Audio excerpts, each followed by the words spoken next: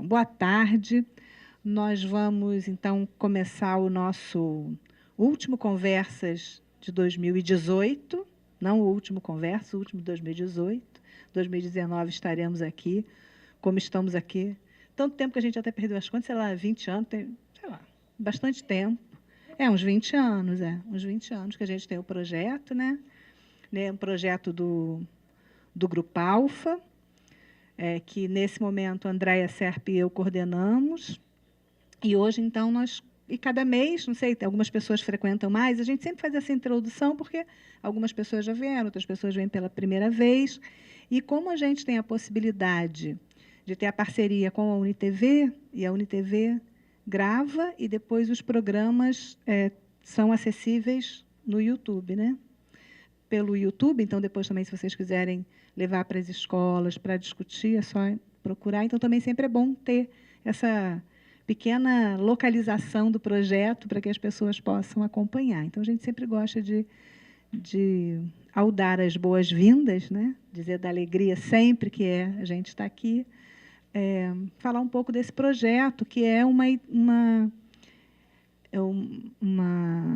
a nossa ideia é conversar sobre as questões que estão na sala de aula, as questões que estão no dia a dia da escola, né? Por isso, conversa com as professoras. Então, a gente sempre convida alguém para começar a conversa, alguém que está estudando alguma questão específica.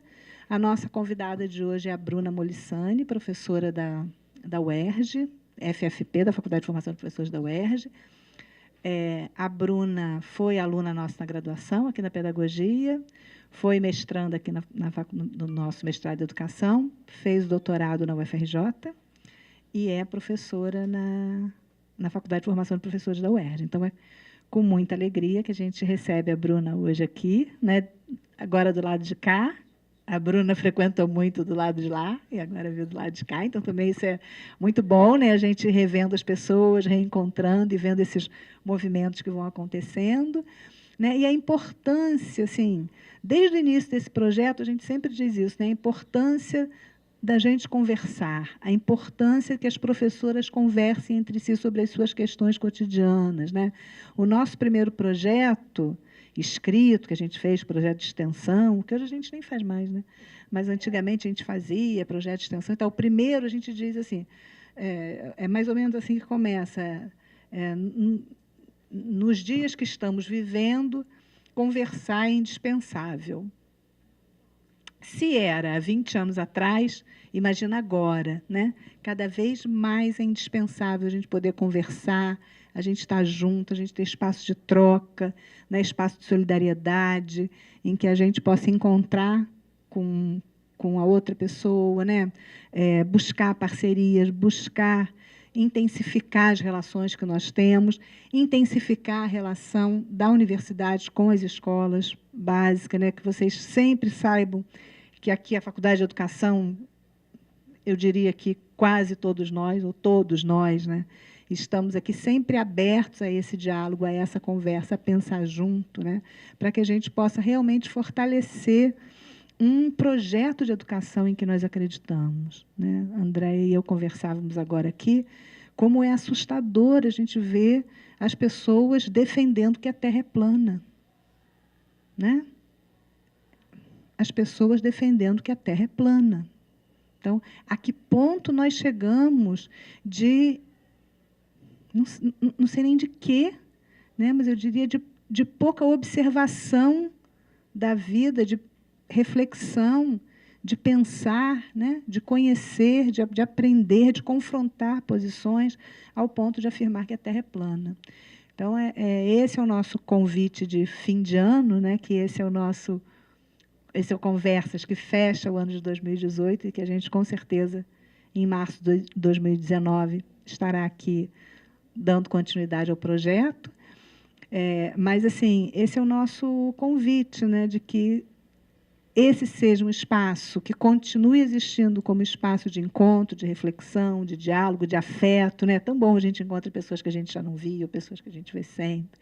Essa possibilidade do afeto, que também é tão importante, e que seja mais um dos muitos espaços em que a gente vai construindo essa possibilidade de estar com, né? Então...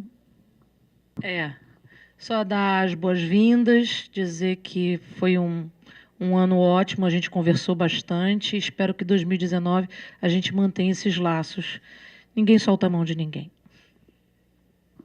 Então, com a palavra, a professora doutora Bruna Molissani, para conversar um pouco com a gente sobre as relações da educação infantil com a BNCC. Bruna, muitíssimo obrigada. Então, boa noite a todas e todos.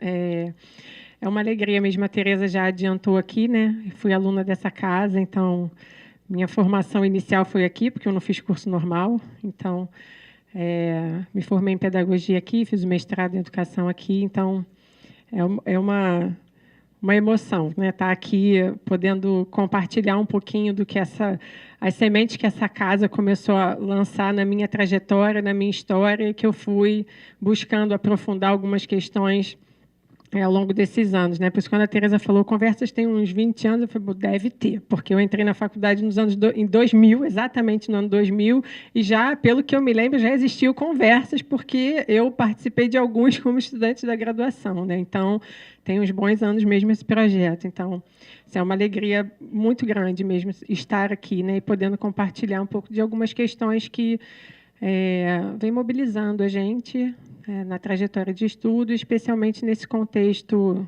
político, né, e das questões que se apresentam para a gente aí a partir da BNCC, que é a proposta, né, a gente poder conversar sobre as indagações da educação infantil à BNCC, né.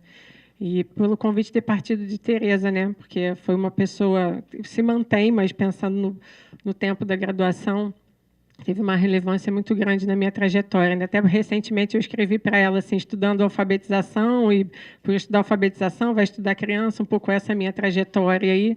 Eu falei, Tereza, foi nas suas aulas a primeira vez que eu olhei para aquelas escritas de criança que para mim não diziam nada, né?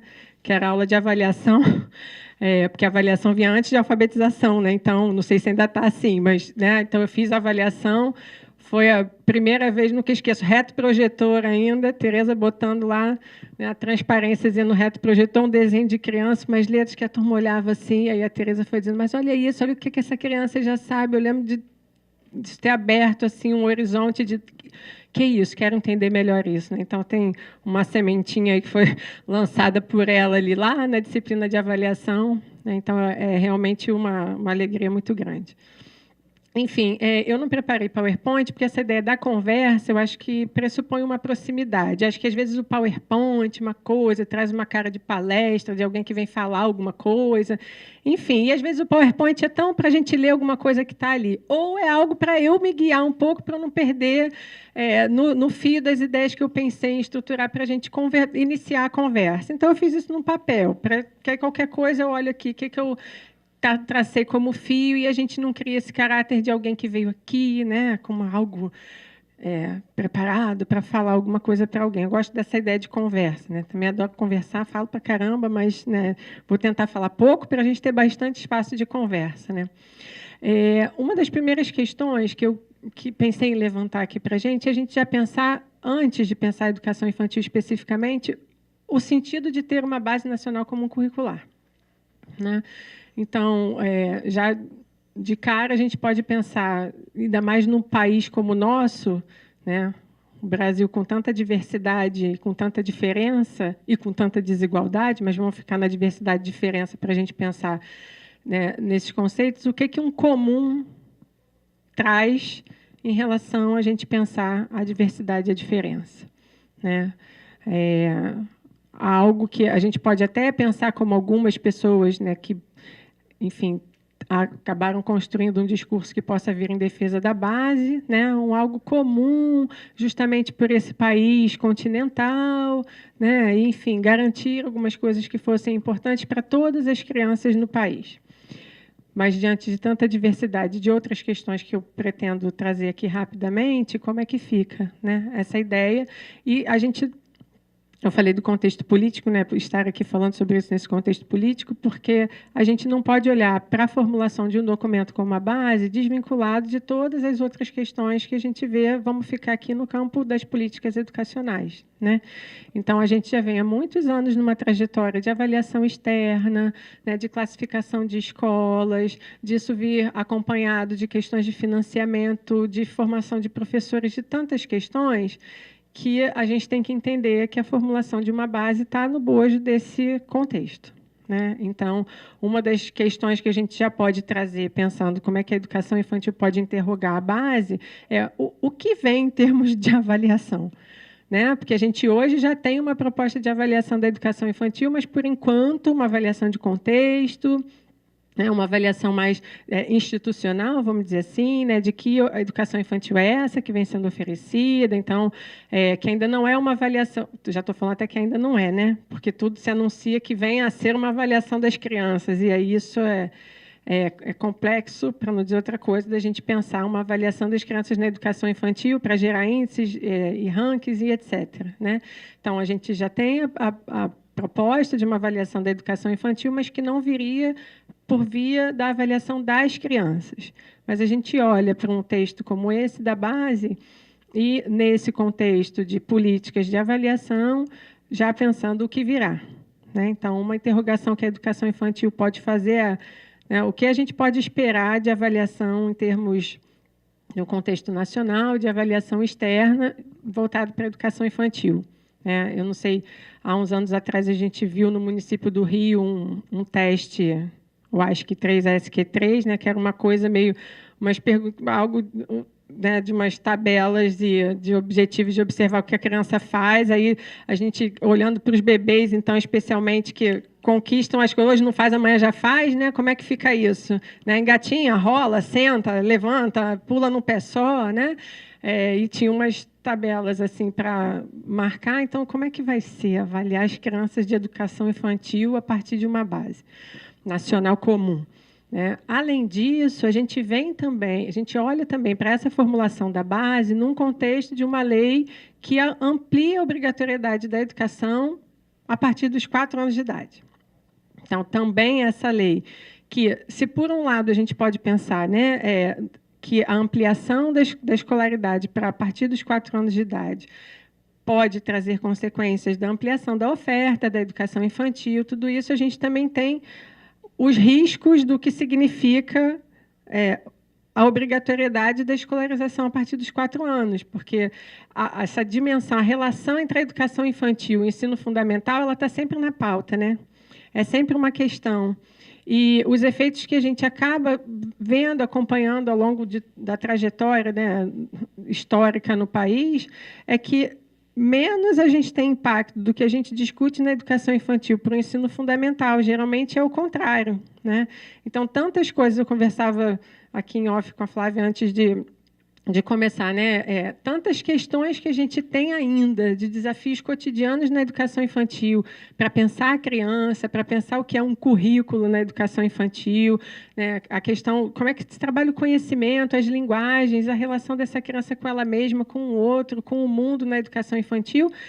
Trazer a obrigatoriedade, né, da escolarização junto com uma base nacional, a gente precisa estar atento. O que vem, né, de consequência para a educação infantil? Porque a gente vê a pressão, né, de uma educação infantil que é preparatória, aquela conversa que se repete muitas vezes, vai só brincar? Né? Então, como se o brincar fosse algo menor, ou não tem nada no brincar, e aí a gente pode também se interrogar qual o sentido da brincadeira para a criança, e aí um dos autores que é referência para mim, que é o Vygotsky, que vai trazer a brincadeira como atividade guia do desenvolvimento da criança. Né? Então, não é nem a brincadeira do jogo de regra que tem alguma questão de raciocínio lógico, de algum conteúdo, porque não é dessa brincadeira também que a gente está falando, mas da brincadeira que nasce do movimento das crianças, da interação entre elas, da relação com os objetos, com o espaço que né, proporcionado para elas.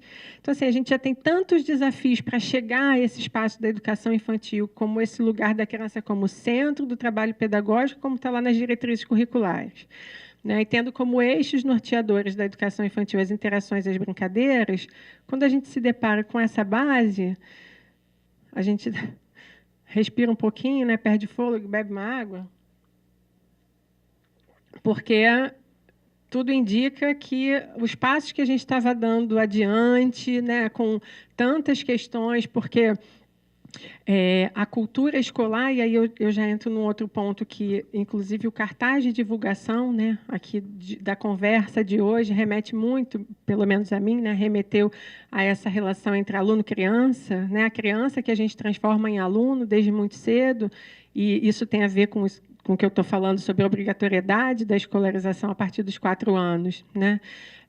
E aí, quem tiver interesse para essa discussão, uma das pessoas que discute isso, né, com mais cuidado, né, pelo menos a bibliografia que eu conheço, a professora Flávia Mota, que hoje é professora da Rural, né? Então, a tese dela foi nessa discussão, a transição entre educação infantil e ensino fundamental, e trabalhando essa relação, né, o aluno e a criança, né? Então, quando a gente transforma em aluno, olha a criança como aluno, ponto, não olha como criança, e que geralmente muitas práticas escolares acabam colocando a criança no lugar de aluno, né? E que aluno, né? O que isso traz de implicações para as práticas cotidianas e para a própria criança. Então,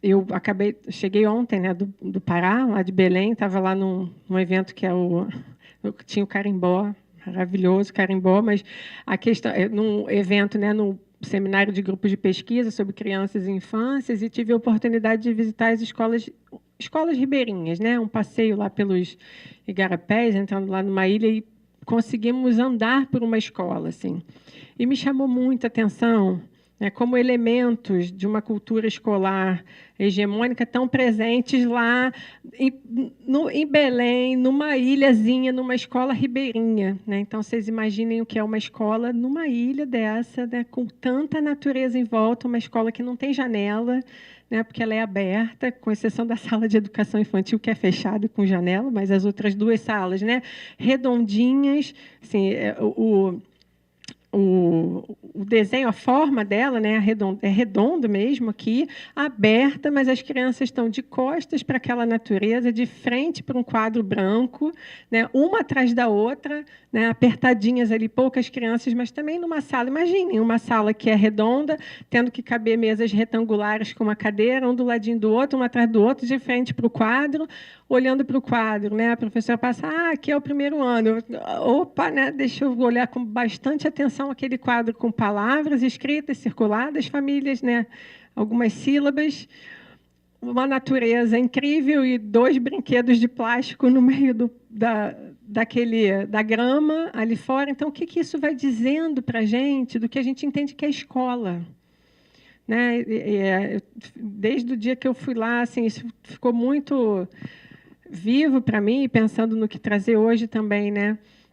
As nossas referências do que é ser escola, do que é ser aluno, são tão fortes, né? Tão impregnadas na gente, a gente tem vivido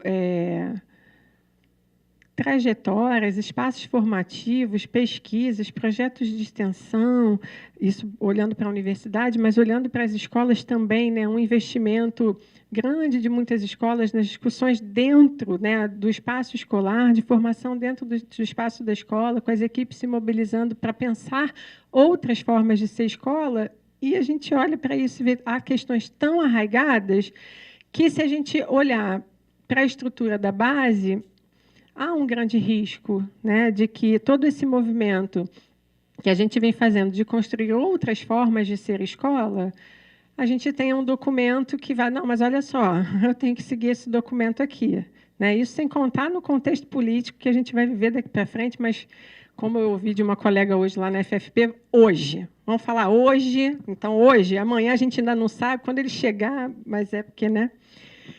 Se a gente só esperar chegar, pode pegar a gente de um jeito, então a gente tem que estar atento mesmo. Mas quantas implicações aí para um documento como esse, num governo como que a gente terá?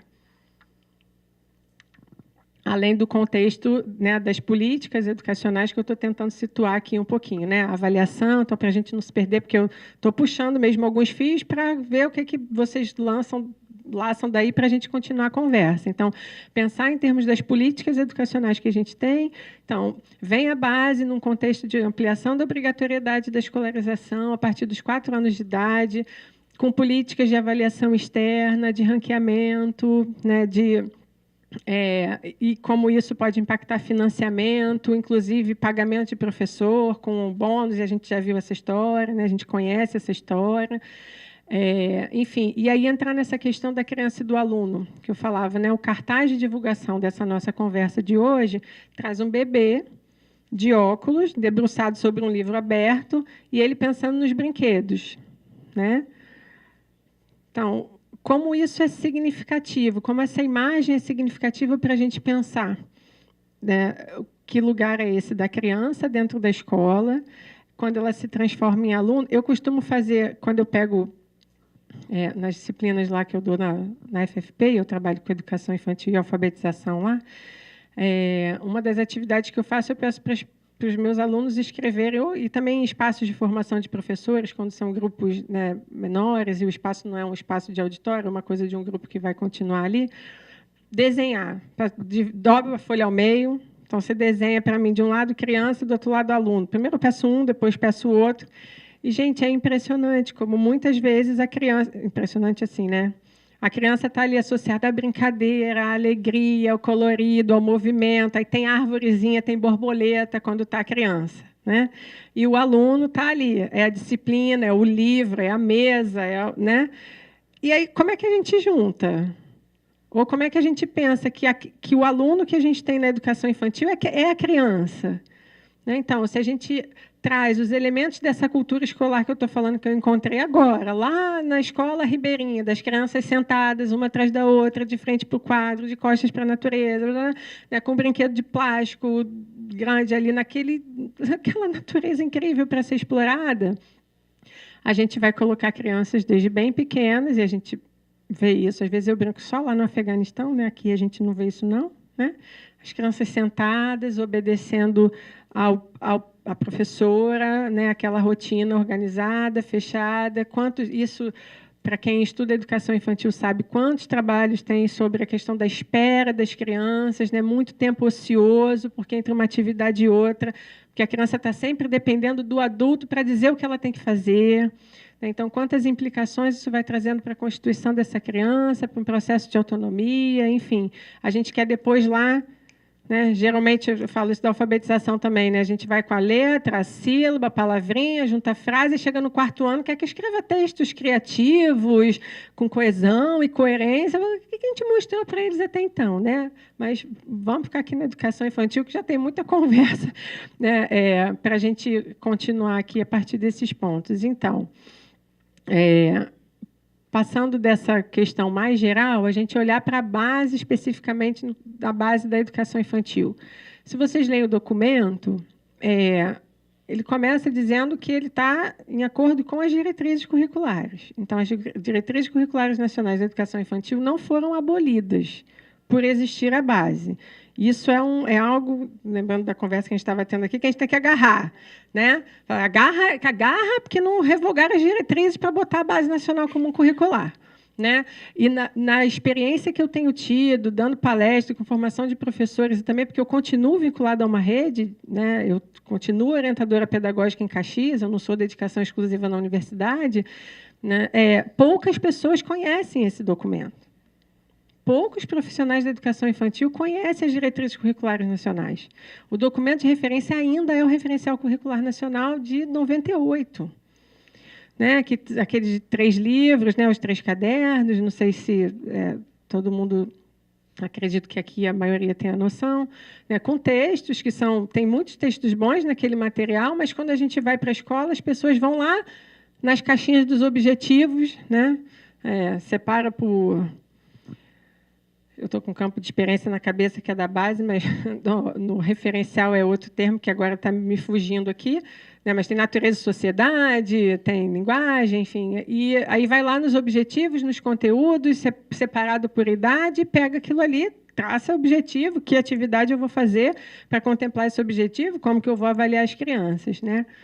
Então, se muitos professores de educação infantil, muitas professoras não conhecem ainda, né, as diretrizes, pelo menos elas não foram revogadas, porque era outra preocupação. Vem a base e a gente esquece as diretrizes? Não. Então, o documento está lá dizendo que, a partir da base, então, entendendo que a criança... Aí é que é a loucura, né? A criança é o centro do trabalho pedagógico, os eixos norteadores das práticas na educação infantil são as interações e as brincadeiras, e aí vem o restante. Né? Então, primeiro, os direitos de aprendizagem, não sei se todos têm noção, né, da estrutura do documento. Então, são 6 direitos de aprendizagem: participar, conhecer, se explorar.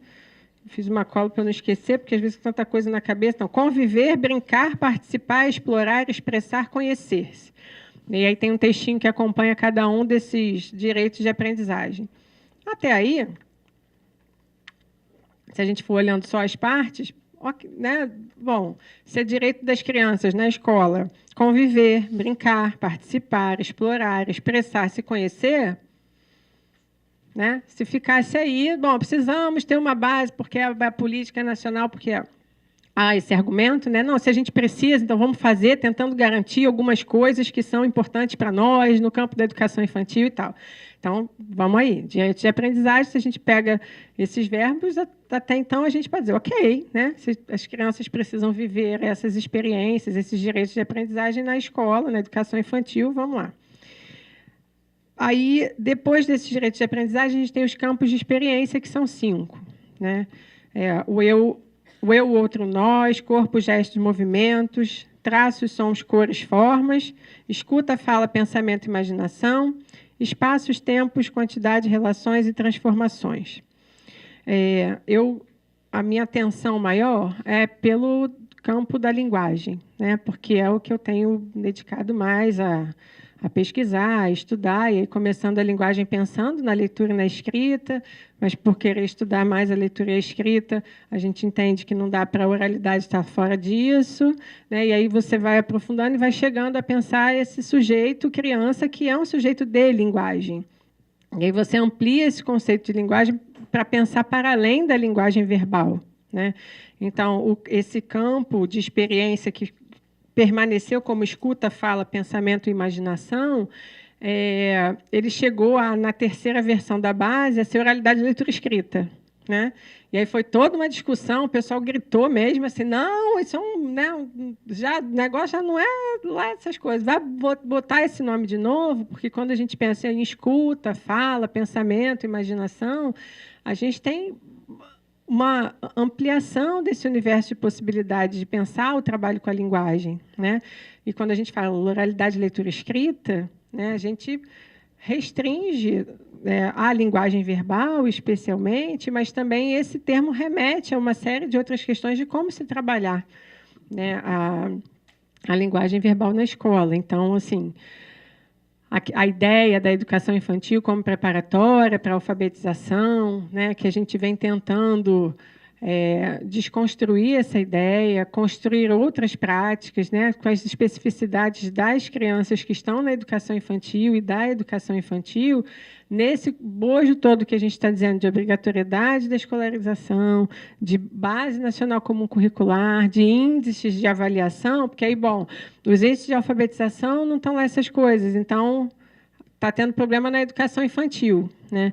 Eu estava uma vez numa mesa com o Maírce, olhei para a Tereza aqui agora e lembrei, aí a Maírce, de repente, olhou assim, bom, se a gente estivesse fazendo mesmo isso que eles dizem que é o que dá certo, os índices deviam estar ótimos, né? Porque, assim, se a gente olha para dentro das escolas e a gente reconhece que as práticas com as famílias silábicas, com as letras separadas do contexto, né, com pseudotextos nessa fase inicial de alfabetização, se é esse o caminho, devia estar tudo muito bem, porque majoritariamente as práticas estão assentadas nesse modelo, ainda que não se use uma cartilha pronta, enfim, mas se é essa lógica que ainda, né, domina os processos de alfabetização nas escolas, a gente deveria ter índices bastante satisfatórios, né, se a questão fosse essa. Então, só vem a confirmar que a gente tem buscado construir outras formas de trabalho na escola e com a linguagem, com a alfabetização e pensando as crianças, porque é muito mais do que isso,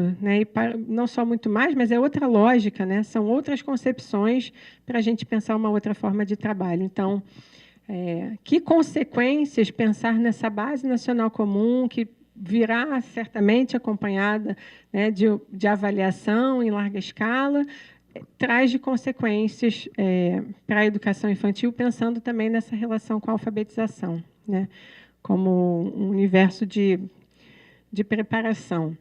E aí, depois, né, os direitos de aprendizagem, fala das diretrizes, direitos de aprendizagem, os campos de experiência, e chega na tabela de objetivos.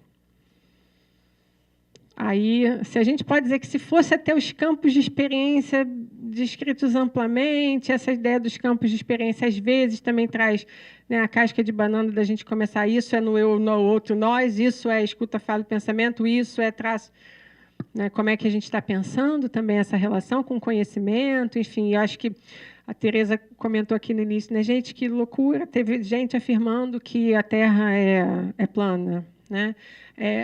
A gente está vivendo e vai viver, acredito eu, muito mais duramente, né, uma questão aí para a produção de conhecimento, né, que é disso também que a gente está falando, que o que a gente está entendendo como conhecimento, os espaços de produção, a gente que está na universidade, né, quem está na escola, enfim, que relação é essa com o conhecimento? Então, trazer os campos de experiência, embora tenha essa ideia, campos de experiência, não está falando das experiências das crianças, das possibilidades delas viverem, conviverem com outras crianças, com os adultos, com o mundo, com o conhecimento produzido, com as artes, com as diferentes linguagens, mas você separa em campos de experiência. Então, e aí ainda vem os objetivos. Então, vem os objetivos separados por idade, né? Não sei se todo mundo já olhou. Jane está fazendo assim, você não conseguiu o quê, Jane? Entra na conversa logo, pode entrar. E aí a gente vai precisar do microfone, né? Por causa da filmagem. Porque a gente vem fazendo assim, ainda aquele trabalho, né, de perseverar nessas práticas que a gente ainda encontra. Aí vem como se desmontasse tudo que a gente vem colocando, né, ao longo dos anos, das práticas não escolarizantes, você está colocando. E aí vem a base e volta o conteúdo, volta... mais ou menos assim, a impressão que eu tenho que a gente vai ouvir, está vendo? Né? Olha o que vocês estavam falando. Caiu por terra, né? O que a gente estava falando era uma grande mentira, né? Que agora, ó, tem aqui uma base que mostra que isso aqui que era real. Então, assim, é um desmonte mesmo da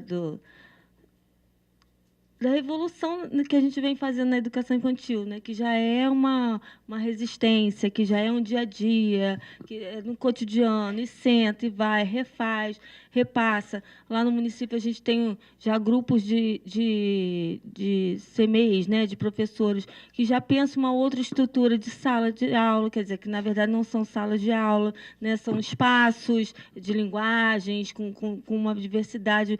Então, assim, outros vêm se interessando. Para o ano que vem a gente já está sentando. Então, assim, não é ninguém igual a ninguém. É assim, o que a gente tem de espaço, o que a gente tem de proposta e como que a gente vai montar. Aí vem a base com uma organização muito fechada, né? Porque quando vem a lista de objetivos, e aí a gente olha a lista de objetivos separada, então a gente tem os bebês, de 0 a 1 ano e 6 meses. Aí, numa outra coluna, você vai ter as crianças bem pequenas, de 1 ano e 7 meses a 3 anos e 11 meses, e as crianças pequenas, de 4 anos a 5 anos e 11 meses. Né? E aí, para cada uma dessa faixa etária, tem objetivos diferentes dentro de um mesmo campo de experiência. Né?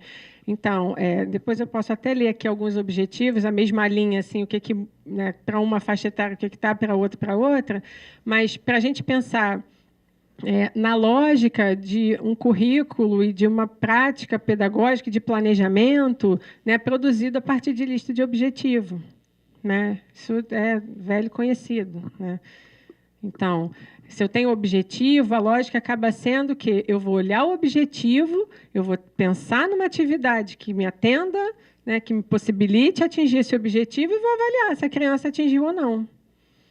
Então, né, redes, escolas, professoras, enfim, equipes, grupos já trabalhando no sentido que não, a gente sabe que não é fácil, né? Eu trouxe esse elemento de aspectos da cultura escolar presente lá na Escola Ribeirinha para a gente ver como tem tantas coisas que estão na gente, porque a gente viveu essa escola por muito tempo, né? Então, é um processo de formação que não acaba nunca, né? A gente pensar e produzir, construir uma escola em outras bases, para brincar aí com a palavra base, em outras bases, né?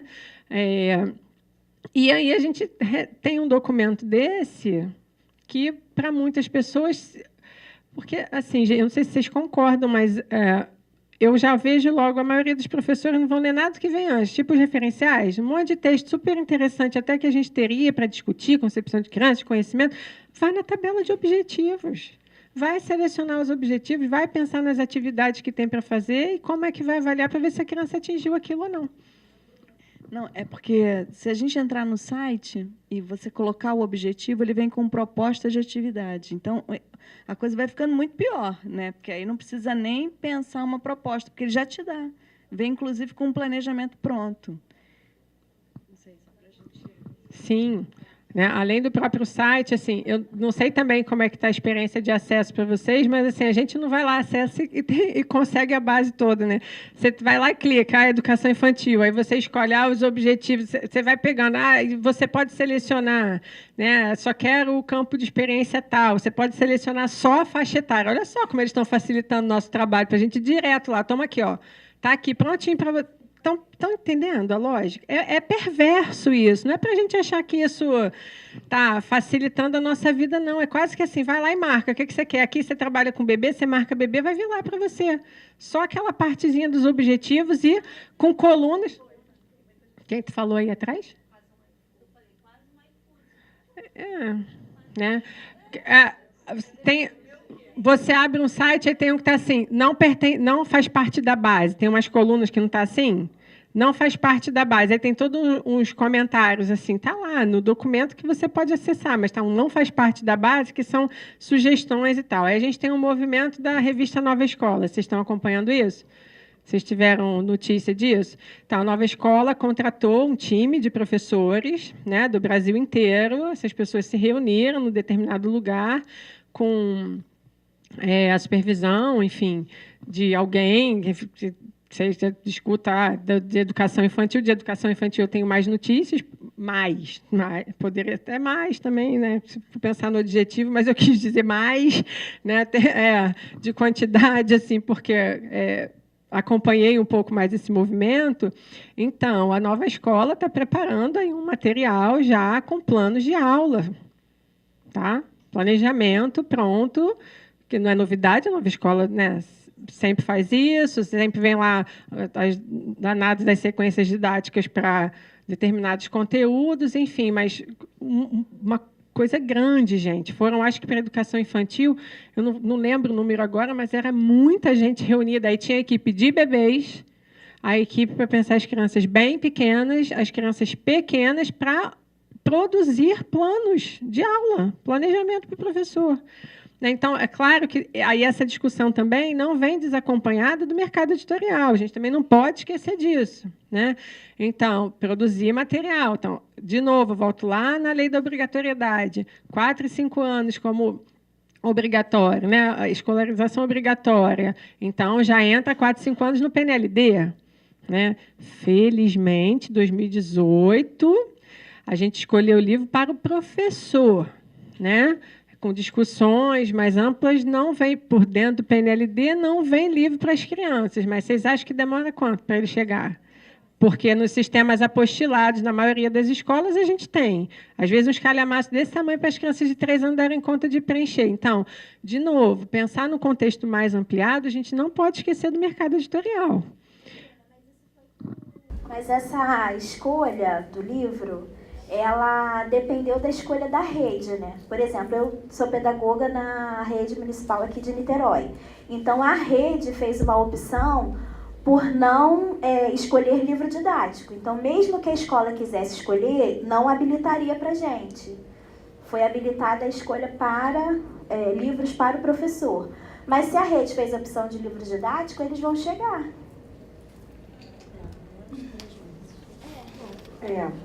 Essa informação eu desconhecia, que eu conhecia que tinha o livro para o professor. E aí não vi livro para as crianças. Mas tinha essa opção. Mas de livro didático para as crianças da educação infantil? Não, é porque eu estou falando, dependeu da escolha da rede. Mas havia essa possibilidade de escolha? Acredito que sim. Não, para as crianças? Maricá está com livro, dá positivo para a educação infantil. É isso aí. Da positivo tinha, mas não para as crianças. Não, para as crianças. Não é PNLD, é comprado pela prefeitura. É isso que eu estou falando. Eu falei de PNLD.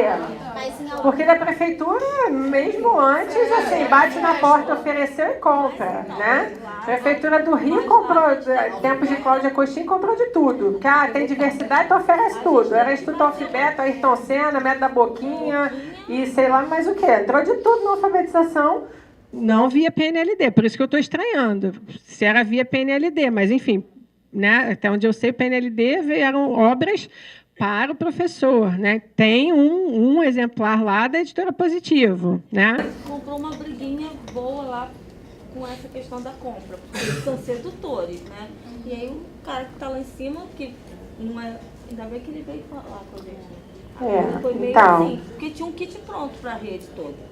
Tá, e entra essa questão também, a gente pensar obrigatoriedade da escolarização, base nacional comum curricular, processos de avaliação em larga escala, material didático. E a política pública de formação docente, a flexibilização da formação docente, quer dizer, cada vez mais qualquer um pode, porque para aplicar a apostila realmente qualquer um.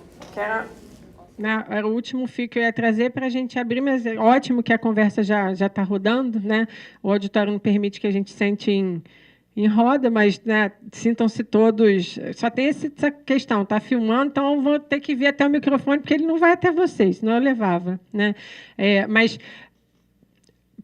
o último fio que eu ia trazer para a gente pensar é nos impactos, as consequências disso para a formação de professores. Então, assim... A gente lá, né, por falar da minha experiência, os colegas que tem lá e o que eu vivi na UF, né, uma formação para que eu possa ser autora da minha prática, né, que não tenha nem que nenhum sistema de ensino venha dizer o que eu tenho que fazer, muito menos um material didático, né? Então, é uma formação que exige, né, o conhecimento, exige você pensar, a gente está falando aqui da criança, a criança num outro lugar, então a gente já vê os desafios de olhar para essa criança como um sujeito de direitos, um sujeito de linguagem, um sujeito de saberes, de conhecimento. A gente acha que a criança chega ali, né, e não sabe nada, né? A discussão do trabalho com bebês, né?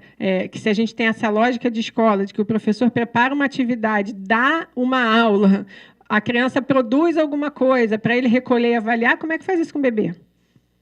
Né? Então, ter os bebês também na escola, levando a gente a pensar o que é o trabalho com essa criança tão pequena, né? E aí... A gente pega o objetivo, um dos objetivos...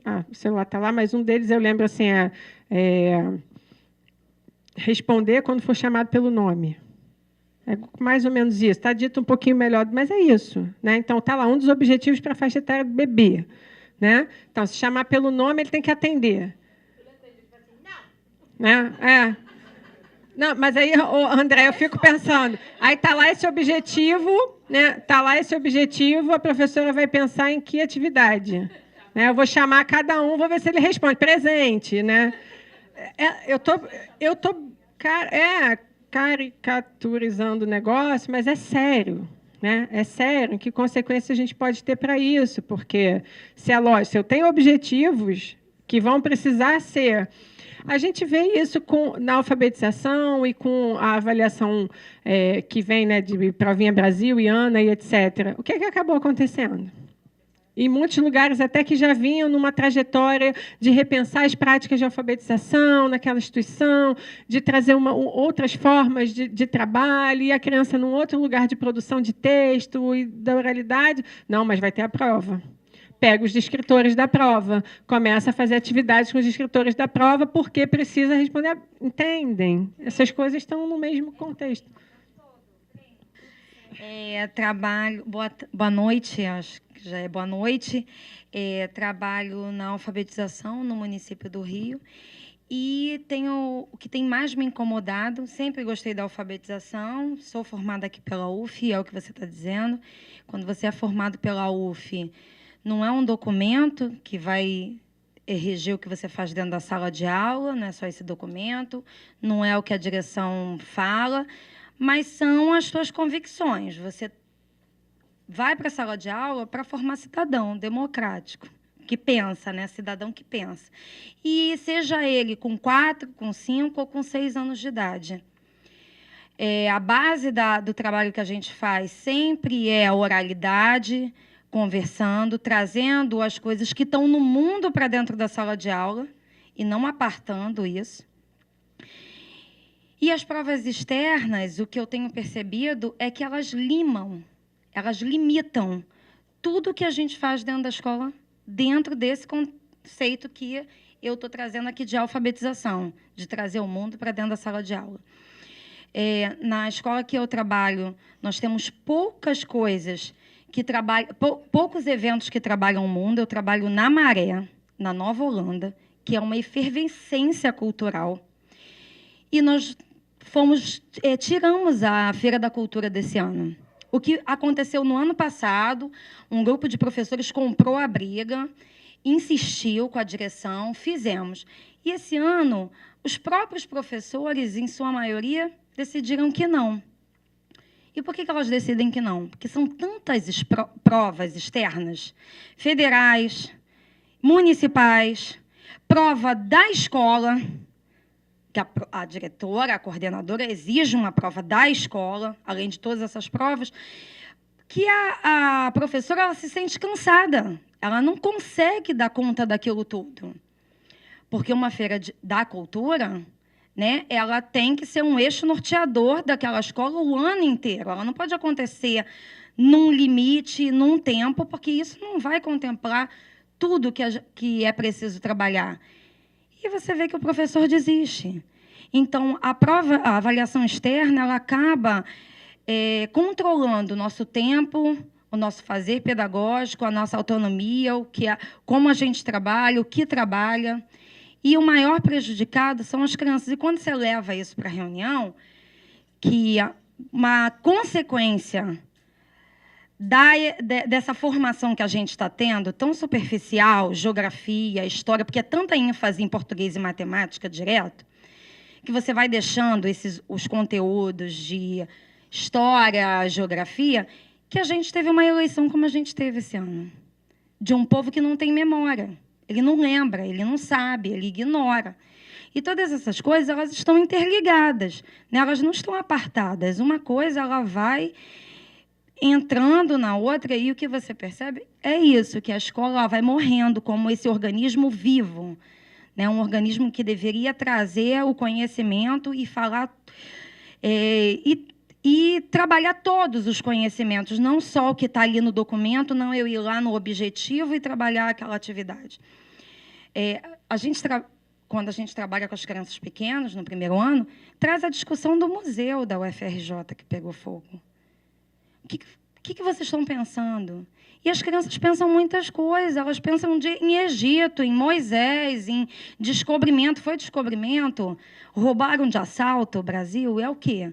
Então, isso tudo traz um pensamento crítico para essa criança, fomenta dentro da escola um pensamento crítico. Mas quando você tem várias coisas permeando a escola, vários instrumentos que vão te limitando, vão te apagando, vão fazendo com que a escola seja essa instituição quase morta, de um lugar onde tudo é burocrático.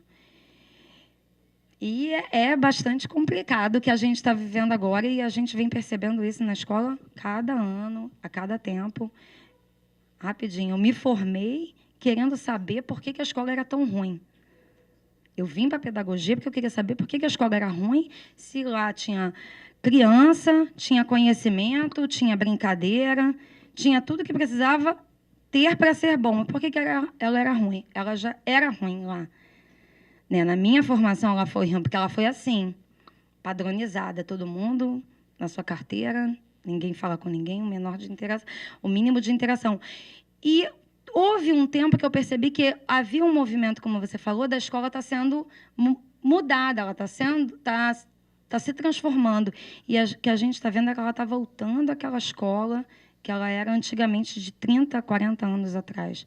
Parece que é um movimento nostálgico. Parece que é um pensamento de lá atrás tudo era bom. Era bom porque o passado sempre parece mais confortável, porque a gente vai tirando da nossa memória o que foi ruim lá no passado. E está tão difícil de enfrentar tudo que está acontecendo que a gente continua com esse pensamento nostálgico e limitando o que a gente deveria transformar a escola e não transforma. Acho que, assim, os espaços de resistência, eles continuam, né? Existem, sempre existiram, né? Sempre existirão. Não sei, porque é complexo, né? A gente traz algumas dessas questões, assim, dessa lógica que está muito mais impregnada, os movimentos de construção a partir de outras referências, né? E viver um pouco o momento que a gente está vivendo, por isso que eu lembrei da colega hoje lá na FFP dizendo assim, amanhã a gente vê, né? Porque tem o hoje, o que vai ser, anuncia muitas coisas para a gente, né? Do que vai ser, mas a gente também não perder. Eu super compartilho um pouco do sentimento que você tem, mas também, se eu entrar só nele, o negócio já está ruim, eu adoeço e talvez, não sei, né? Desisto, né? Mas eu acho que uma das questões que Flávia, aqui, né, de novo, né, 5 minutos de conversa renderam vários fios para a gente pensar. Se antes a gente podia dizer assim, peraí, olha as diretrizes aqui, né? A gente continua podendo dizer, porque elas não foram revogadas, mas pode vir o colega e dizer assim, mas olha aqui os objetivos que eu tenho que atingir. Imagina, né? Esse diálogo. Tá bom, a diretriz está lá, mas olha aqui, tem esses objetivos aqui que eu tenho que dar conta. E aí? Porque é o documento que está valendo.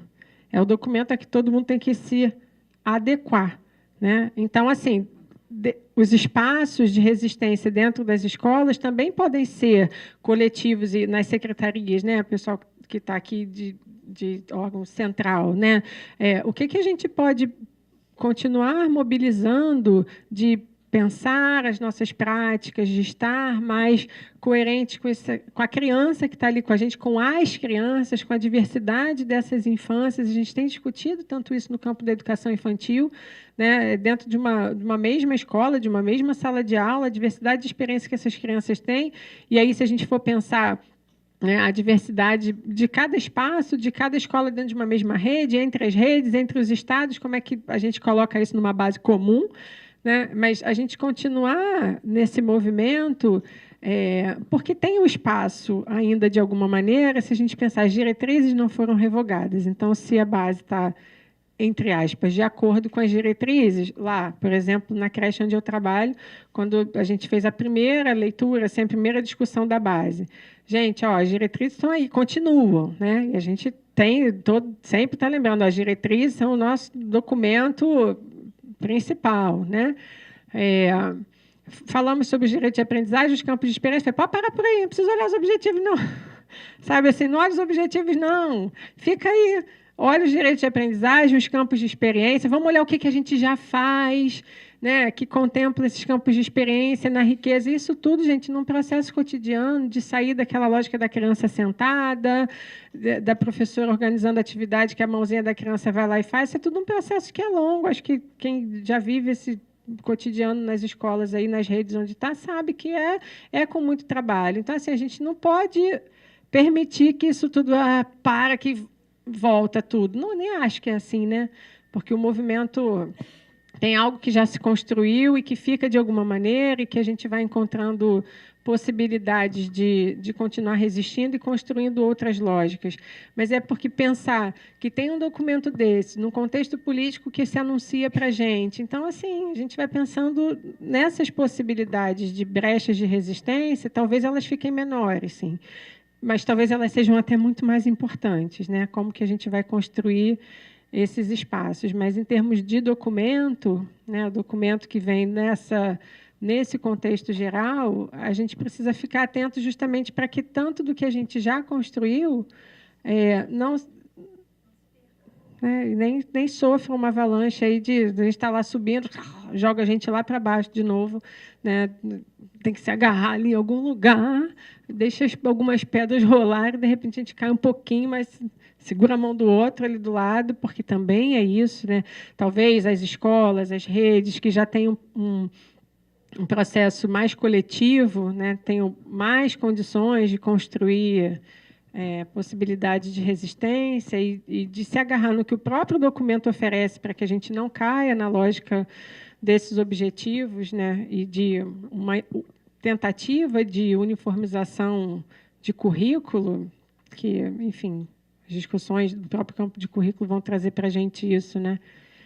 Pensar a diversidade, a diferença, o conhecimento local, a cultura local, enfim, você traz o elemento da maré, então, quantas coisas, né? A efervescência cultural ali e a própria relação com a violência, que é diferente de outros espaços da cidade, como é que isso constitui as práticas ali dentro, o cotidiano de vocês, né? E as questões para as crianças, o que aparece nas brincadeiras, nas falas, no corpo dessas crianças, né? Os barulhos que acionam determinados comportamentos e não outros, que não vão ser os mesmos de outros espaços, isso tudo está aí. Está dentro da escola, o que a gente faz com isso? Ignora, né? Porque a gente tem as provas, então é isso que eu tenho que dar, porque vem a prova, eu tenho esse objetivo, então eu tenho que saber se o bebê atende quando eu falo o nome dele ou não. Né? Não é que isso não seja relevante, mas, assim, se eu tenho isso lá como um objetivo, eu vou ficar fazendo o quê? Testando coisinha para ver se ele atende, né? Ver se a criança consegue identificar uma letra no meio de um texto, que tem os objetivos assim lá. Né?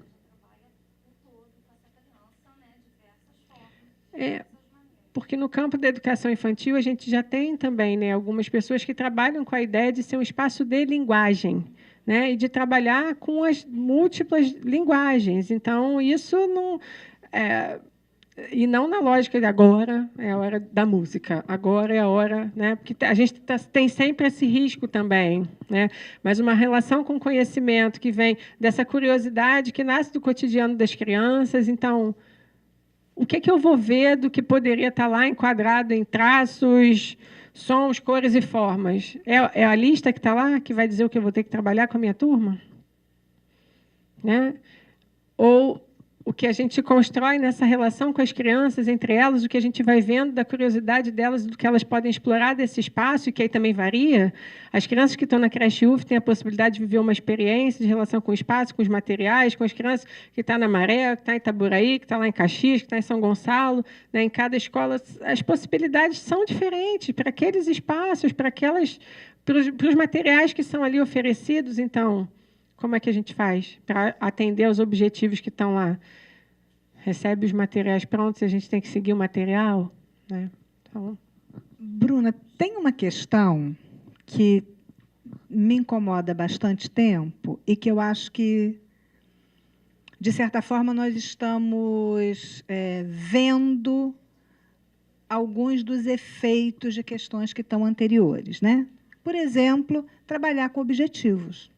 Há uma naturalização, desde a década de 60, que fazer plano de aula é montar objetivos, traçar objetivo. Então, quando a base propõe o objetivo e quando a professora se identifica com o objetivo, né, isso não é do nada, isso tem toda uma trajetória que teve um movimento, me parece, muito frágil de combate à ideia de objetivo. Inclusive, eu diria, um movimento frágil, inclusive um movimento muito natural quer dizer, não é nem uma discussão se deve ter objetivo ou se não deve ter objetivo. Não, é claro que tem objetivo, se tem planejamento, tem objetivo.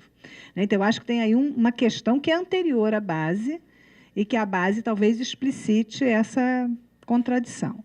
E uma outra questão que é a própria ideia da infância. Porque me parece que o que se denominou educação infantil tomou para si a infância. Como se a infância terminasse aos 6 anos, até pouco tempo atrás, e agora aos 5 anos. Né? E ficamos, então, brigando se a criança de 6 era de educação infantil do ensino fundamental. Essa briga, se a criança de 6 é da educação infantil e do ensino fundamental, que também não é nova, na década de 80 nós já tivemos isso no estado do Rio, quando foi criada a classe de alfabetização nas escolas públicas estaduais.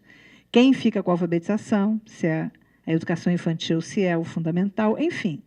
Mas essa briga, para mim, também vai explicitar uma questão que ela é anterior, que me parece que houve uma certa apropriação. A infância é da educação infantil. Nós não somos pré-escolar, porque não é escola, nós somos educação infantil, e a infância pertence a esse campo, a essa área, a esse segmento, né? E a criança, bom, se depois ela vai se tornar aluno aos 6, aos 7 anos, já não é mais problema dessa discussão, porque a discussão é da educação infantil. Quer dizer, também não estou dizendo que, não estou culpabilizando, estou dizendo um fracionamento, né, que houve, de certa forma, historicamente, um certo abandono de um conceito mais amplo de infância. Como se a criança do primeiro segmento do fundamental não estivesse na infância, né? Porque escolarizou e nós, né? E não estou querendo pegar as pessoas da educação infantil, nós, né, passamos também a naturalizar que, a partir do momento que sai da pré-escola ou da educação infantil e que vai para o ensino fundamental, ela até é criança, mas não é mais da infância de que nós estamos tratando. E uma série de políticas públicas que vêm há bastante tempo incidindo sobre as crianças dos anos iniciais do fundamental e que não foram tomadas como preocupação no que diz respeito da educação das infâncias, né? Então, eu penso também que a gente tem que trabalhar com as incongruências do documento, né? Mas eu acho que nós temos que pensar também um pouco mais historicamente e colocando aí questões para nós mesmos, né? Como é que nós vamos continuar enfrentando essas questões? O que é, então, infância no plural, né? Não é mais infância, são infâncias. Quem são as crianças que cabem nessa nossa briga pela infância? Acho que essas questões que você aponta, assim, quando eu fiz referência até ao trabalho da Flávia Mota, né, e como ela pensa essa transição, é justamente, e aí a gente vem também pensando nessa argumentação de que a gente trabalha com a ideia de criança até os 12 anos, né? Então, muito das discussões que acabam acontecendo, que a gente vê por uma lógica de escola bastante mais impregnada nas práticas no ensino fundamental, acabam trazendo essas consequências o universo da educação infantil, até porque até então não tinha essa questão da obrigatoriedade, enfim. Mas você estava falando, também me remeteu ao Grupesc, que eu acabei de vir de lá, né?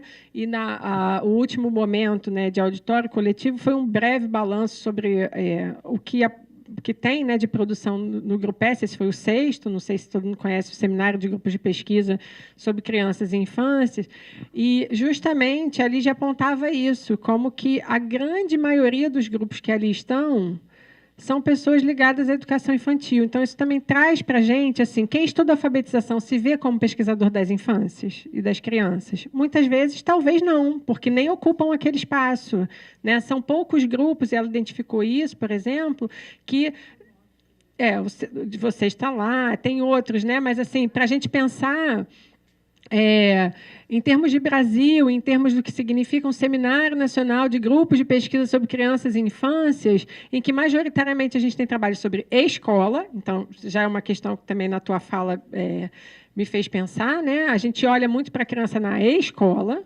Então, esse movimento de institucionalização, de escolarização das crianças, então, uma provocação assim, para grupos, para pessoas de outras áreas que pesquisam crianças e infâncias, que olham as crianças, né, que pensam a arquitetura, que pensam a cidade. A cidade, a gente tem, por exemplo, Teresa Goudart, que é lá, né, da instituição onde eu trabalho, que olha para a relação das crianças com as cidades, enfim, com trabalhos que ela orienta nesse sentido, e uma preocupação que ela tem já há algum tempo, mas é muito reduzido. Inclusive, no universo desse seminário, número de pessoas que se inscrevem como grupo para dizer que pesquisamos crianças e infâncias, né?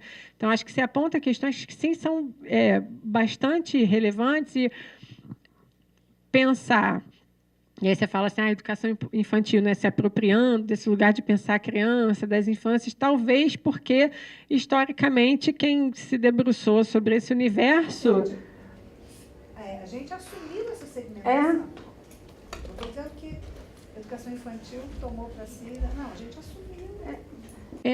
Talvez porque, onde eu queria chegar, né, esse universo da educação infantil e das práticas tenha, entre aspas, ficado mais tranquilo de pensar a criança nesse sentido um pouco mais, vou botar assim, liberado das amarras de uma escolarização que traz determinados objetivos. A gente tem a história da sistematização, né?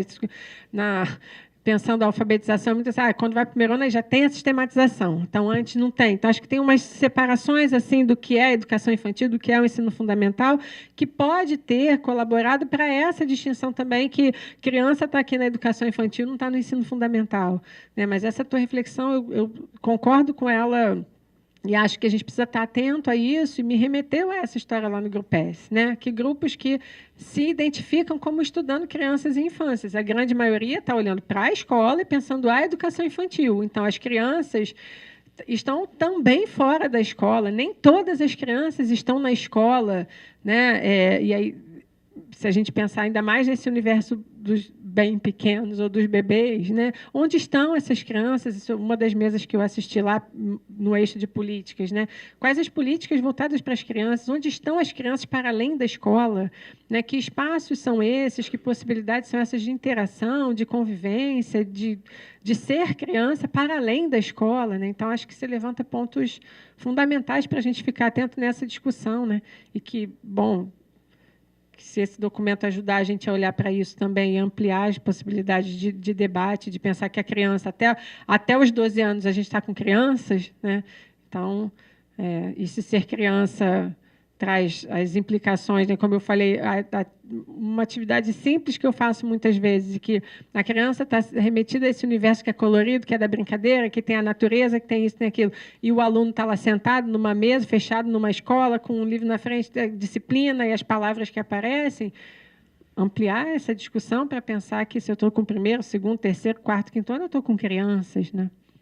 Eu achei interessante você trazer essa questão da criança e do aluno, né? Essa semana passada, na minha turma, a gente estava discutindo, inclusive, sobre quando foi que a palavra escolarização adquiriu uma conotação tão pejorativa nos nossos próprios discursos, né? Quer dizer, quando a gente fala dessa escolarização precoce, por exemplo, na educação infantil, mas espera aí, a gente não defende que educação infantil é escola? Não sei, escola tem escolarização, né? Mas quando a gente fala dessa escolarização, a gente não está falando de qualquer escolarização, a gente está se remetendo exatamente a essa escolarização dessa sala que até lá no Ribeirinho tem, com esse quadro branco, com essas carteiras, com essa criança que é aluno, com essa criança que quando sai, hoje, na verdade, nem mais quando sai da educação infantil para o fundamental. A gente sabe que tem aí redes e escolas que estão tirando horário de parquinho de criança de 4, 5 anos, porque agora acabou a brincadeira, né? Ele precisa começar a ver letrinha, né, cobrir letrinha, fazer não sei o quê, então ele tem muito dever, ele tem muito livrinho, ele tem muita... E isso também não é de agora, quer dizer, não é da base, não foi inventado agora, né? Nós tivemos uma escola de educação infantil, quando a gente saiu da faculdade, lá nos idos de muito tempo atrás, que não vale botar em números, mas essa menina usava tênis e podia, era assim, e a gente já ouvia, mas na escolinha ali da esquina tem dever de casa, tem livrinho, eles puxam pelas crianças, então, assim, tem, né, é forte. Então, assim, essa cultura também, né, eu acho que assim, a gente precisa olhar também, quer dizer, que essa produção chega via legal, mas você tem uma cultura desse mercado editorial, dessas escolas particulares que vendem isso como sendo uma escola de qualidade, né, como essa e vendem esse tipo de escolarização, quer dizer, vendem exatamente essa cultura escolar como sendo a cultura escolar a ser reconhecida como a que dá certo. Aqui, olha, a criança da escola particular aprende. Tem 13 professores particulares, mas aprende. Né? Eu pago 2.000 de mensalidade, depois eu pago mais 4.000 de professor particular, mas ele aprende. Né? Então, essa escola que meu filho faz prova toda sexta-feira. Então, assim, não é de agora. Não é de agora que essa pressão, né, por essa escolarização nesse sentido pejorativo. E aí eu fico pensando assim também, há quantos anos, né, a gente briga para dizer assim, sim, né, mas a escola, ela vem sendo isso, mas ela não pode ser outra coisa, ela também não é um outro espaço de outras...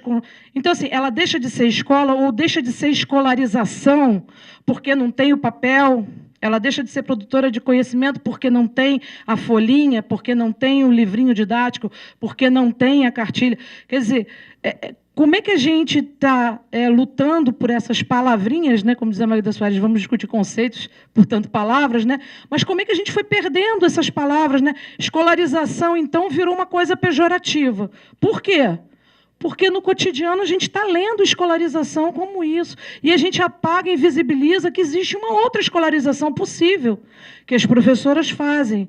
Né? Só que essa escolarização não é reconhecida, é como a colega falou, né? Não é reconhecida como escolarização. E a professora que quer fazer esse trabalho não é reconhecida como uma boa professora. Ela tem que brigar, né? Quer dizer, a professora que se compromete com o conhecimento, que não se compromete com os objetivos, que não se compromete com reproduzir cartilha, que não se compromete com dar apostilado, essa que se compromete com a criança, essa que se compromete com a produção do conhecimento, essa tem que brigar. Essa tem que comprar uma briga. Essa tem que vir se fortalecer nas redes para poder aguentar o rojão do cotidiano. Enquanto aquela que vai clicar na listagem das atividades e vai lá, está de boa. Sabe? Ninguém perturba. Eu vou lá e faço só isso. Tem um ótimo resultado? Não, não tem. Fracassa do mesmo jeito. Mas ela está tranquila. Ela não tem que comprar uma briga. Sabe? Então, para ela é fácil esse lugar. É muito mais fácil. Culpabilizo as crianças, peço o laudo e pronto. Tô de boa. Eu sei que eu estou fazendo um trabalho bem meia boca, mas eu estou de boa. Agora, se eu me comprometo com o meu aluno com conhecimento, eu tenho que comprar uma briga na escola. Agora, é de hoje? Não. Eu comprei briga? Ela compra briga? A gente compra briga... Eu compro briga há 30 anos, gente. Há 30 anos. Há mais de 15 anos atrás, a diretora do Rio de Janeiro falou assim, minha filha, por que você não pede para sair? Eu falei, porque você me dá assunto. Eu estou aqui para arrumar assunto mesmo. Então, assim, sempre foi briga, né? Na verdade, a gente, nesse cotidiano de escola, né, não estou minimizando o impacto, né, do que é você ter isso transformado em política pública. Não estou. Né? Mas, por outro lado, estou dizendo, a gente teve ao nosso favor, por exemplo, a LDB de 96. Até hoje a gente briga pelo PPP da escola. Até hoje a gente briga pela gestão democrática da escola pública. Então, assim, tem o documento e tem as brigas do cotidiano que a gente vai continuar comprando. Né? Eu acho que é isso, a gente vai continuar nessa luta, né, gente? Isso que eu estava falando ali com ela, né? Esses espaços de construção, os espaços coletivos de construir outras lógicas, a gente está lá, sempre brigando. A questão é que vem um documento desse, que é nacional e tal, essa professora que talvez já estava lá até agora, então vai dizer, não viu? Quem foi que falou, não viu? Viu? Não falei? Né? Que outros elementos vai trazer para a gente que está ali nesse cotidiano tentando, né, construir muitos tentando em alguns espaços, em outros já com práticas construídas num outro sentido, porque é isso. Embora a gente tenha elementos dessa escolarização, dessa cultura escolar muito mais marcante, a gente tem escolas e escolas, né, formas de ser escola, de estar com as crianças, e precisa continuar. Por isso, quando ela falou, afinal, a gente tem que continuar alimentando esses espaços de resistência, acreditando que existem outras escolas, outras formas de lidar com as crianças e que as lutas são muitas, né? Então, a gente olha para ali, o celular na mão daquele, aí vamos lá, né? Vamos botar o A, o E, o I, Jantecumba, então lá, ó. Catando o sinal ali, ó. Não, é que eu acho que o tema é tão amplo e a gente vai pensando vários fios, né? E várias possibilidades também de resistência, eu acho, assim. E uma das coisas que eu fico preocupada, e principalmente nesse governo que se desenha, é da gente se fortalecer enquanto espaço público mesmo. Assim, uma preocupação que eu tenho é da gente defender a escola pública com unhas e dentes e com tudo que a gente tiver, porque assim foi exatamente o que a André estava falando. Se para o público está ruim, o privado também está massacrado. Não está muito diferente, não, porque é exatamente isso, puxar para o mais forte. Então, o menino tem 13 orientadoras, sei lá o quê, 13 professores particulares. E aí a gente não pode, acho que, no lugar de professor de instituição pública, dizer é porque o público é mais fraco mesmo. A gente tem que defender esse lugar, assim, defender esse lugar como um lugar potente. E lembrar que o público não é esse sujeito etéreo. O público sou eu, é você, são essas pessoas que estão aqui no dia 3 de dezembro, 7h, um pouco cansadas, mas discutindo a educação que importa para a gente. Assim. Então, o público somos nós. E o público para os meus alunos, era do município do Rio há muito tempo, e posso dizer que o público para as crianças com as quais eu trabalhava, funcionava. Funcionava. Com briga, com choro, com isso aí, com injeção de saco, mas funcionava, assim. Isso é uma questão que a gente precisa colocar, isso é um ponto, né? Que embora a gente perceba que tem falhas, não ficar distante de que o privado também as tem, né? E que essa questão, porque isso aí a gente vai ser massacrado. Então, a gente tem que se fortalecer, isso é um ponto para mim. O outro ponto é que as políticas públicas elas nos perturbam, elas nos atormentam às vezes, né? Como essa base, elas nos criam problemas, principalmente porque a gente tem, né, um presidente que no dia seguinte que ele ganhou a eleição, ele mandou um recado para uma professora, olha, tem um recadinho para você, e fez um vídeo dizendo, se você tem um probleminha com o seu professor, fala comigo que eu tenho uma surpresinha para ela e não sei o quê. Mas, diante disso também, é que eu acho... Mas ele pode fazer isso, mas a nossa sala de aula, assim, o nosso espaço de educação é um lugar forte e um lugar de difícil controle. A gente tem que lembrar isso o tempo todo. É um lugar de difícil controle, é um lugar das táticas, das nossas táticas de sobrevivência. Assim. Elas podem ficar mais duras? Podem, mas a gente é esperto, a gente arruma outras estratégias e a gente vai dando nosso jeito. Assim. Lá aqui na Educação Infantil da UF, a gente começa o ano... assim, são 400 candidatos a 15 vagas. É um negócio bem punk. E aí, quando os pais... então foi sorteado. Então, beleza. Então, a gente faz um acolhimento, mostra a escola, e aí tem a primeira reunião de regras e normas, aí começam as perguntas. Primeira pergunta, tem dever de casa? Não, porque dizem que aqui é creche bem boa, mas então é forte. Então, tem dever de casa? Aí, não tem dever de casa. Não tem dever de casa. Aí é assim, não, mas e as crianças de 5 anos? Não, aqui as crianças de 5 anos, elas ficam misturadinhas com as de 3 e as de 4. Aí os pais falam, pô, mas todo mundo junto? Sim, porque as turmas lá aqui são de multidade, né? Então, isso para a gente, para esses objetivos, é de enlouquecer, porque assim, se vira, louco, dá vontade disso, de bater a porta e sair rindo igual louca. Problema de vocês que inventaram essa base, a gente não está nem aí. Porque é isso, assim. E aí, o que acontece? A nossa turma é multidade. Hoje foi a reunião de pais do Grupo Vermelho, lá da escola. Tem várias meninas aqui que são de lá. E aí, não estudando na educação infantil, na pedagogia. E aí, eu sou mãe, meu filho estuda lá, graças a Deus. E aí, a gente estava na reunião... E por mais que... Olha só isso, eu agora estou lá na coordenação, mas a gente não sabe o que acontece no dia a dia da sala de aula. Imagina, nem do meu próprio filho eu tenho noção. E aí, o que aconteceu? Veio a reunião, passaram um vídeo com tudo que estava acontecendo, e eu comecei a chorar igual uma louca. As pessoas diziam... essa doida trabalha aqui ou não? Chegou aqui hoje de passagem? É porque a gente não tem esse controle. E aí, mas o que eu queria dizer para vocês? Todos esses objetivos podem ser trabalhados, e a gente sabe muito bem disso, em qualquer atividade que a gente entenda como um conhecimento necessário. E o que a gente não pode perder de vista é isso. Assim, o que eu acho que preocupa a gente nesse momento é que as crianças, principalmente as bem pequenas, elas não são sempre entendidas e compreendidas como sujeitos de conhecimento. E aí existe essa preocupação do controle do professor ou do adulto sobre o que a criança está aprendendo. E aí, assim, se a gente perder essa escuta sensível e esse olhar atento, e se essa nossa escuta e esse nosso olhar não guiarem as nossas propostas dentro da educação, a gente está perdendo a possibilidade do aprendizado com essas crianças, com o contributo da infância. Porque, assim, as questões que eles levantam são questões que inauguram um pensamento, porque isso é infância, isso é criança pequena. Então, por exemplo, o que aconteceu hoje lá na reunião? Uma criança, e aí foi o projeto que foi desenvolvido no Grupo Vermelho.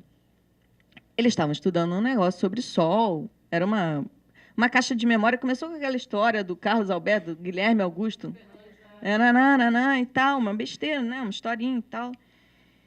E aí estava falando do ovo, que era bem quente, não sei o quê, e aí o Samuel interrompeu e falou, o sol também é bem quente. Aí a professora falou, é. Aí ele perguntou, se for até o sol a gente derrete? Aí ela falou, acho que sim, né? Porque sendo bem quente. E aí ele perguntou, mas se a gente estiver com uma roupa de ar-condicionado?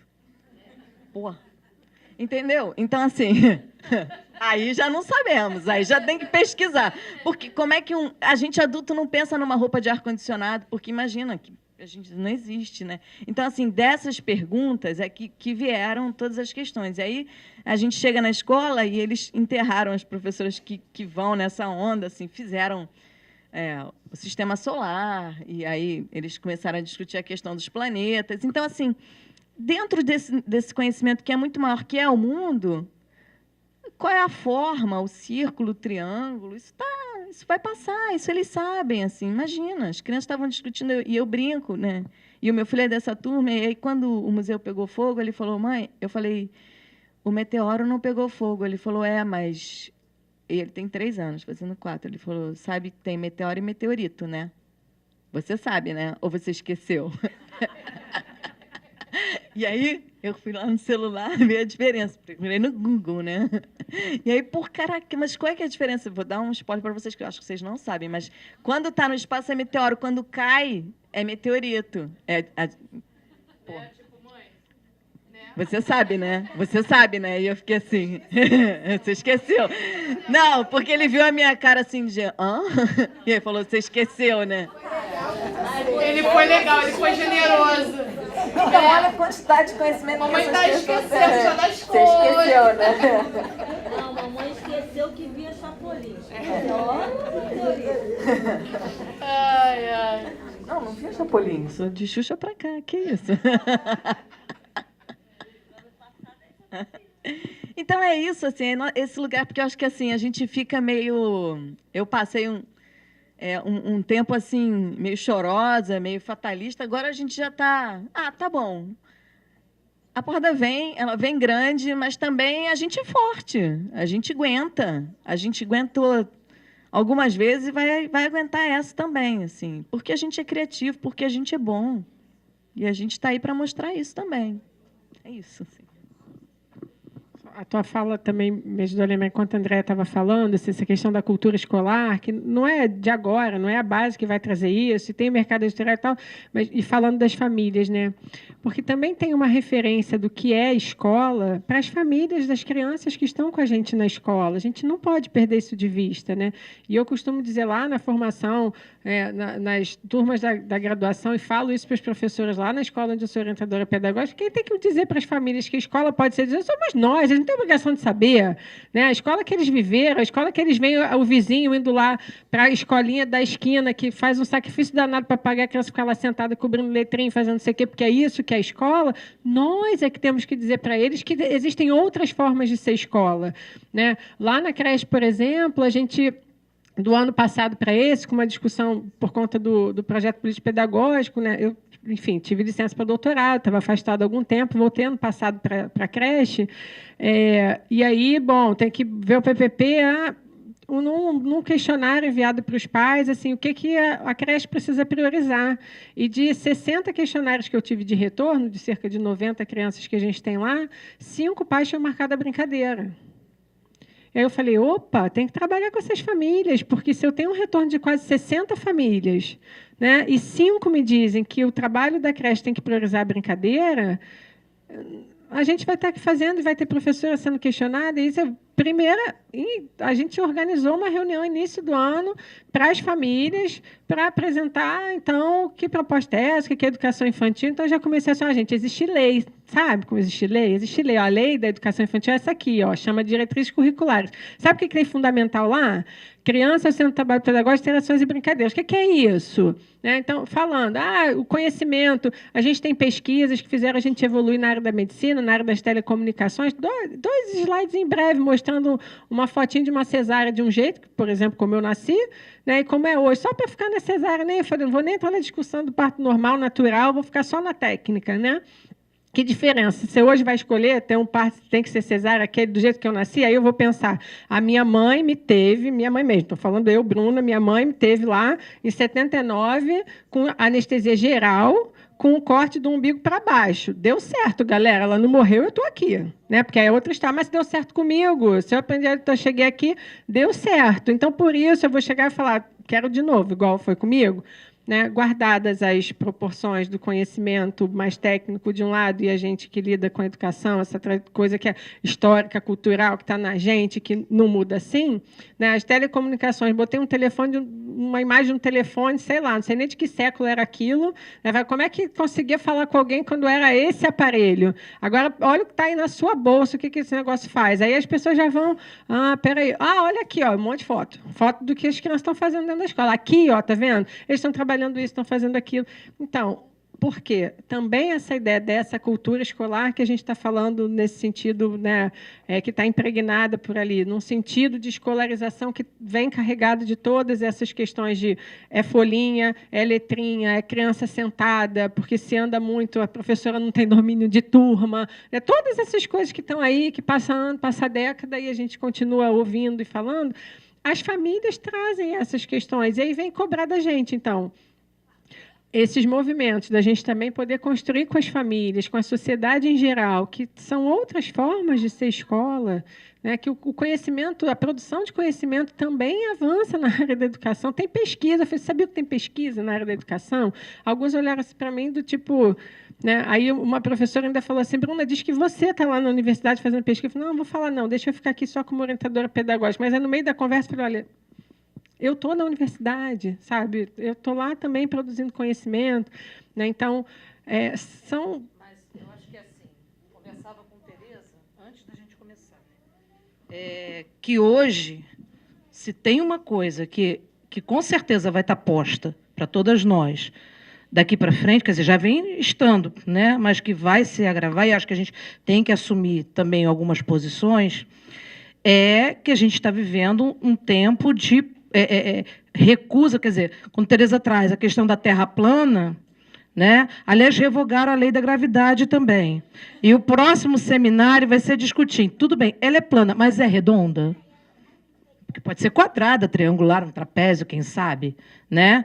Então, assim, a gente está vivendo um tempo de obscurantismo, né? Quer dizer, aonde o conhecimento científico... Essa coisa, a gente diz assim, olha, tem pesquisa, né? Quer dizer, o conhecimento do campo nunca foi tão questionado, por exemplo, o conhecimento histórico, entendeu?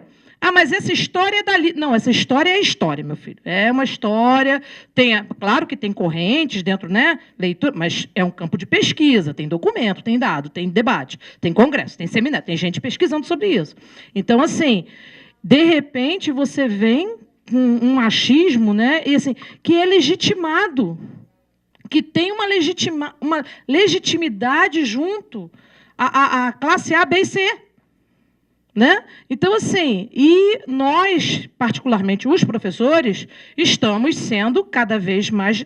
Quer dizer, também não é de hoje que... Né, A gente faz faculdade, faz pós, faz doutorado, e você continua sendo mal formado. Não é de hoje que...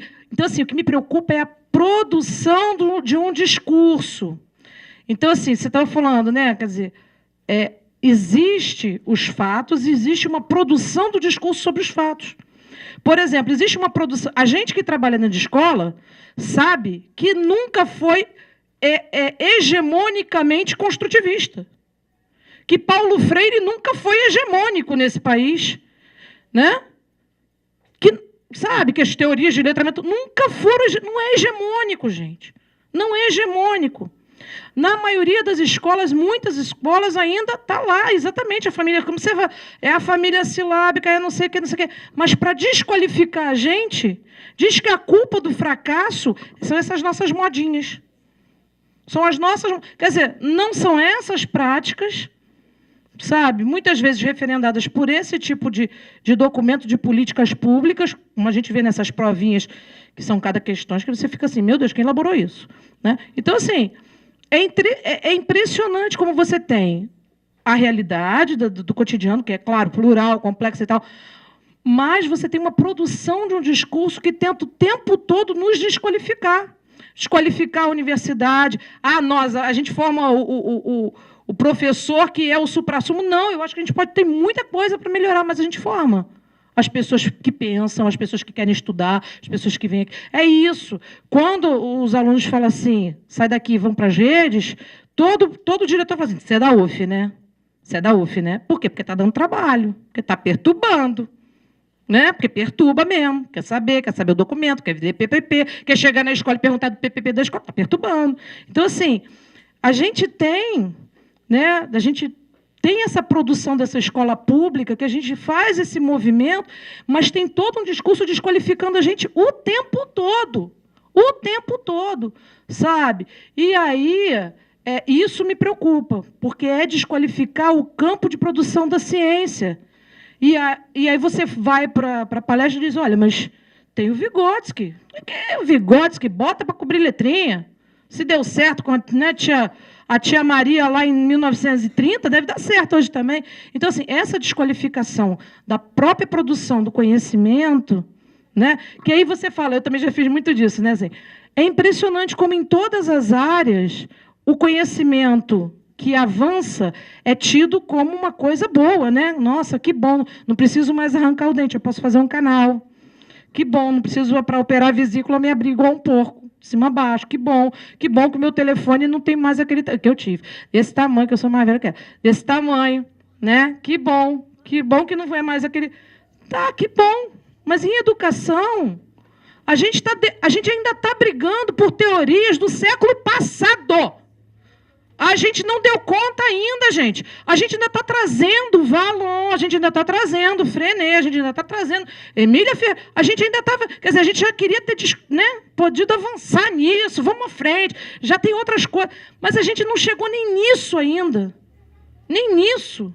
A gente não... Sabe, é isso. A gente chega nas escolas brigando, né? A gente que compra briga está lá. Mas, assim, sabe... conquistar esse espaço legítimo, dizer, olha, tem uma ciência que fundamenta essa prática, eu não estou aqui brincando de brincar de boneca, de escolinha para boneca, não. Né? E aí a gente tem essa desqualificação desse lugar da ciência, questionando, volto a dizer, não é só a gente, não, questionando a biologia, né, as discussões de gênero, por exemplo, né, as pessoas questionam a psicologia, questionam todo o conhecimento produzido pela biologia, questionam os conhecimentos produzidos pela história, pela sociologia, pela filosofia, pela antropologia. Não vai questionar a gente, que é professora primária? Né? Então, assim, esse enfrentamento, e aí, mais uma vez, eu acho que a gente tem que ter uma preocupação muito grande com essa formação. Né? A importância da gente se apropriar desses documentos. Vai ser a parte que nos importa? A gente vai ficar igual a Guerra Santa. Tem uns que leem o Velho Testamento, tem uns que leem o Novo Testamento. A gente vai pegar aqui a parte que nos interessa. Nos interessa é o Novo Testamento, vamos aqui no Novo Testamento da BNCC. Eu sempre troco essas letrinhas, gente. É a idade. Então, assim, eu acho que a gente tem que se apropriar. Quer dizer, essa proposta que a gente está discutindo hoje, né, e discutindo e resgatar as diretrizes e se apropriar cada vez mais delas, porque a gente vai ter que investir muito nessa formação mesmo, muito, né, para a gente se legitimar nesse lugar. Eu brinco, né, até no universo familiar. Às vezes, algumas discussões falam, é verdade, né, eu fiz faculdade, fiz mestrado, doutorado, para você dizer, você sabe mais do que eu desse negócio, né? Isso mesmo, está valendo. Tipo, alfabetização, escola, a gente tem que ficar ali brigando. Vocês me viram estudando esses anos todos para ter que ouvir de vocês que ditado é que é o bom para alfabetizar as crianças, que rolou uma discussão. Minhas alunas da graduação se ressentem muito disso nas suas famílias. Que elas são desqualificadas o tempo todo, que elas que estão estudando não sabem, é a tia maricotinha que sabe. Que é muito o que a sua fala trouxe, né? A gente tem essa briga constante, e num contexto como agora, que outros campos do conhecimento, outras áreas de pesquisa são nem questionadas, né? Se fosse só questionado, estava bom, né?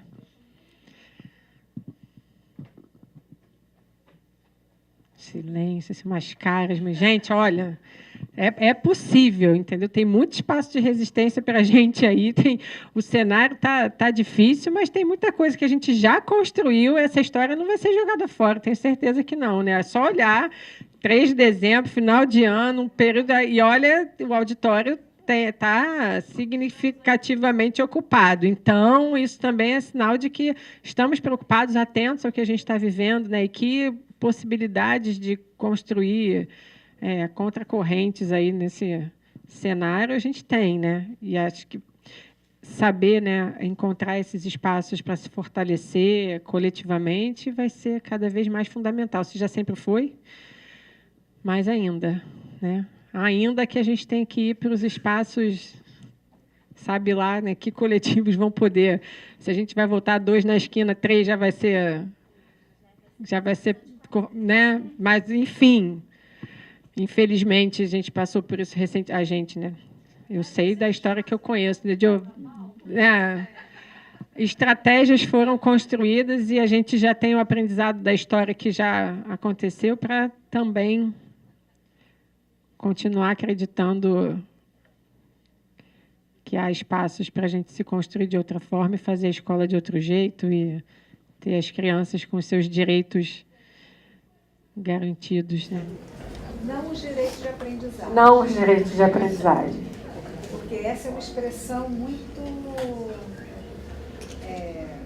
ela parece uma expressão interessante, mas ela esconde toda uma redução das possibilidades amplas e múltiplas de aprendizagem.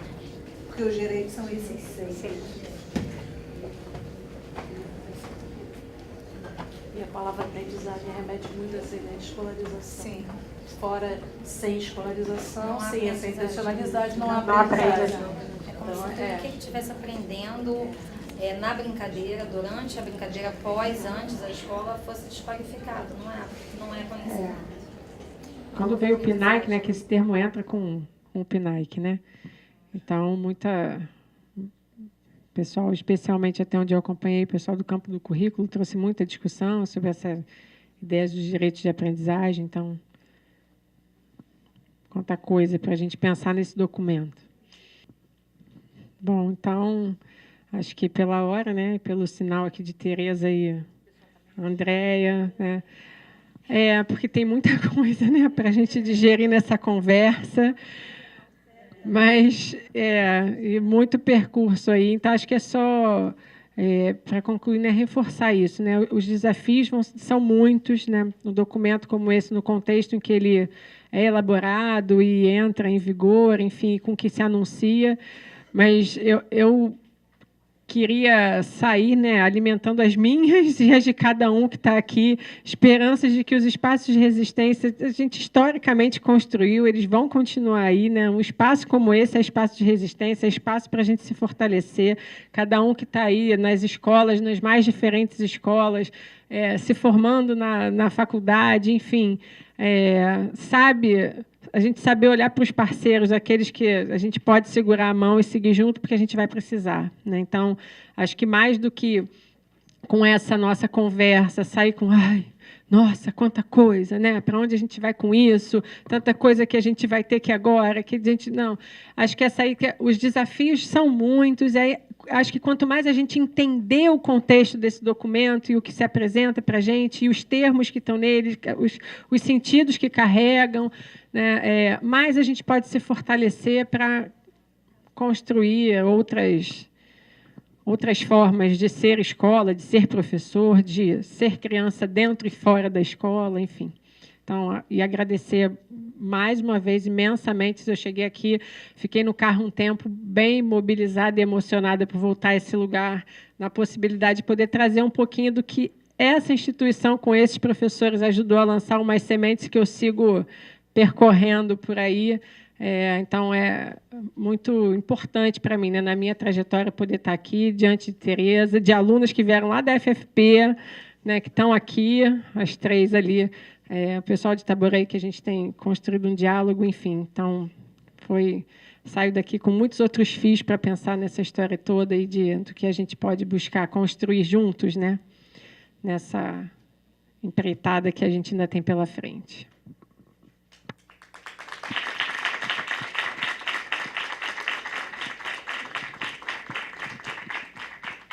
Gente, agradecer a presença da Bruna. Volte sempre, viu? 2019 está aí, outras conversas virão. Agradecer a presença de quem ficou até agora, Heróis da Resistência. Aqui, ó, tem o certificado, tá? Quem se inscreveu, quem não se inscreveu também acho que tem para todo mundo, tá? Então é só pegar aqui comigo, tá bom? E como dizia a Flávia e a gárgula do Notre Dame, é melhor implorar perdão do que pedir permissão, não é isso? Então a gente vai é insubordinada mesmo. Então tô nem aí para você.